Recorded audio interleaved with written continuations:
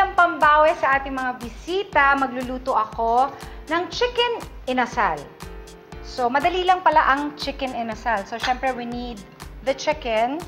Mamarinate na natin siya sa salt and pepper, garlic, ginger, lemongrass, calamansi, tuba. It's better to leave it and marinate the chicken overnight. Pero kung wala naman kayong time, 30 minutes to an hour will be. Better to preheat your griller. Kung wala naman kayo nito, pwede naman yung diuling. Actually, mas okay nga yun. So, ngayon, imimix natin yung ketchup at yung atsuete. All together now. Ganache! And while I'm waiting for that to cook, I will just do the sauce. Parang chimichurri. 1 soy and parsley together, plus garlic with a little bit of vinegar and then olive oil.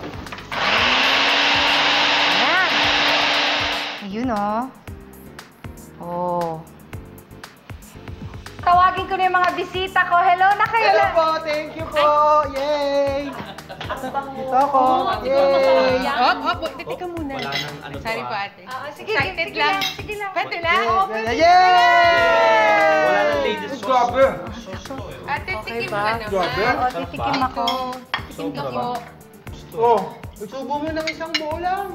Huwag dalawa to. Doon kaya ng isa. Patikim ako ng sauce. Kasi talagang sa amin, gusto ko yung sauce. Sounds. Iba to. Ba? Sarap! Sarap ha? Sarap, Diba?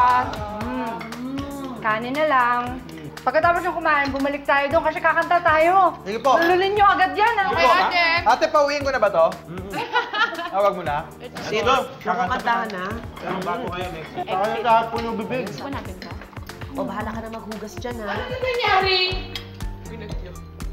Ano to? Wala nang pagkain?